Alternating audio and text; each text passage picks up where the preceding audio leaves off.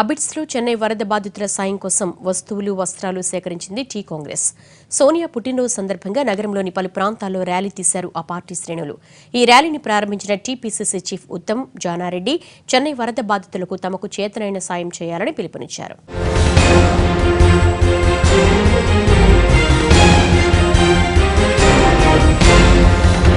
Police శాఖలో technology పూర్తి స్థాయిలో వాడుకుంటున్నామన్నారు తెలంగాణ డీజీపీ అనురాగ్ శర్మ.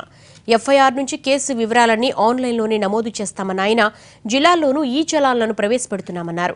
33% మహిళా కానిస్టేబుళ్ల రిక్రూట్మెంట్ చేస్తామని, ఎంపికలో 5 కిలోమీటర్ల పరుగు పందెం ఉండదన్నారు అనురాగ్ శర్మ. మారుమూల ప్రాంతాల్లో విమెన్ ని ఎట్లా మేము how do we respond to them?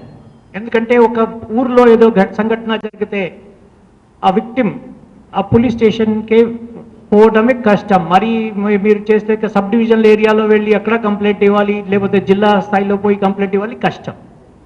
So మేము ఏమనుకున్నామంటే ప్రతి పోలీస్ స్టేషన్లోనే ఒక విమెన్ సిబ్బంది ఉండాలి.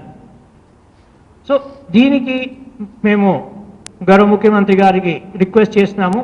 ఆయన 33% విమెన్కి రిజర్వేషన్ సివిల్ పోలీస్లో ఉండాలని ఒప్పుకున్నారు.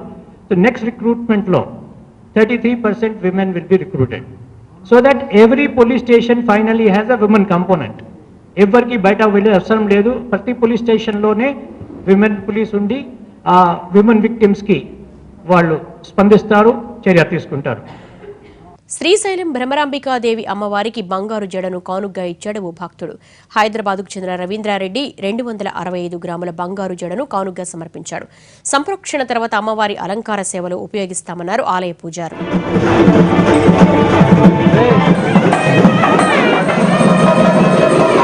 చిత్తూరు జిల్లా శ్రీకాళహస్తిలో సప్తగంగమ్మల జాతర అంగరంగ వైభవంగా జరుగుతోంది. ఆలయాలతో పాటు నగరాన్ని సుందరంగా తీర్చిదిద్దారు. అమ్మవార్ల జాతరకు పెద్ద ఎత్తున తరలి వస్తున్నారు భక్తులు. మరోవైపు విద్యుత్ దీప అలంకరణలతో నగరం కొత్త శోభను సంతరించుకుంది. విద్యుత్ కాంతుల వెలుగులతో దేవతామూర్తుల ప్రతిమలు కనువిందు చేస్తున్నాయి.